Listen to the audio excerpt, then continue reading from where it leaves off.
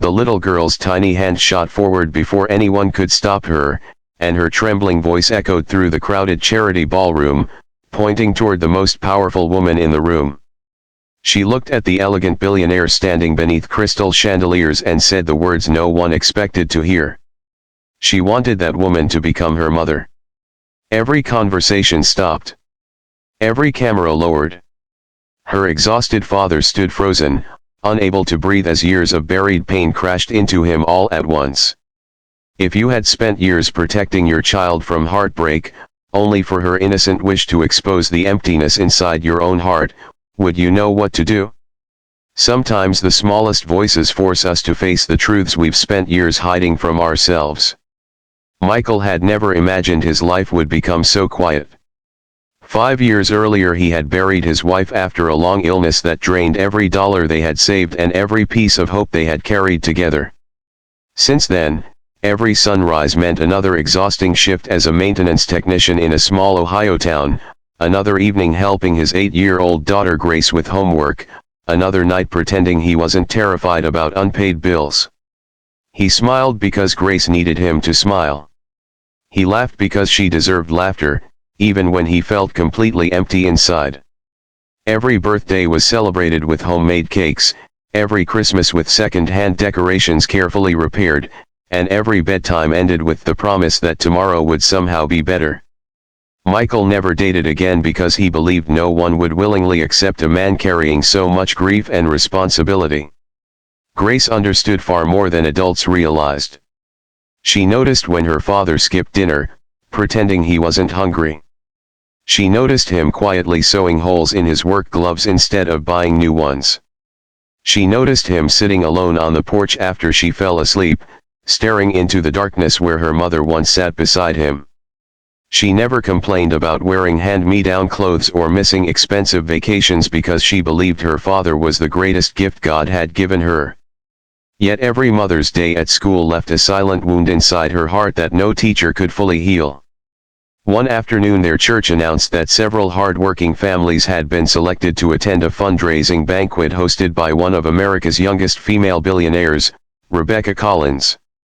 Rebecca had built a technology company worth billions but had become even more famous for quietly donating millions to children's hospitals, shelters, and scholarship programs across the country. She rarely attended public events, preferring to let her generosity speak louder than interviews or headlines. Michael almost declined the invitation because he owned only one aging suit, but Grace begged him to go, insisting that one beautiful evening together was worth every uncomfortable moment. The hotel in Chicago felt like another world. Marble floors reflected sparkling lights, musicians played soft melodies, and guests arrived wearing clothes that cost more than Michael earned in several months. He felt painfully out of place, constantly adjusting his old tie while trying to hide the worn edges of his shoes. Grace, however, saw none of that. She admired every flower arrangement, smiled at every volunteer, and believed kindness mattered far more than wealth. Rebecca entered the ballroom without bodyguards surrounding her or cameras chasing her every step. She greeted elderly veterans first, hugged children receiving medical treatment, and spent more time listening than speaking. There was something unexpectedly gentle about her that surprised Michael. She wasn't pretending to care for publicity. Her eyes carried a loneliness that expensive dresses and successful companies could never erase. Unknown to nearly everyone there, Rebecca had lost both of her parents before turning 25 and had built her empire while carrying grief almost identical to Michael's. During dinner, Grace accidentally dropped her small bracelet beneath a nearby table. As she searched for it, Rebecca noticed and knelt on the polished floor beside her expensive evening gown to help find it. When the bracelet was finally recovered, Rebecca carefully fastened it around Grace's wrist herself. She brushed a loose strand of hair from the little girl's face with the same tenderness any loving mother might show her own daughter. Grace looked into Rebecca's eyes and saw warmth she had quietly missed for years.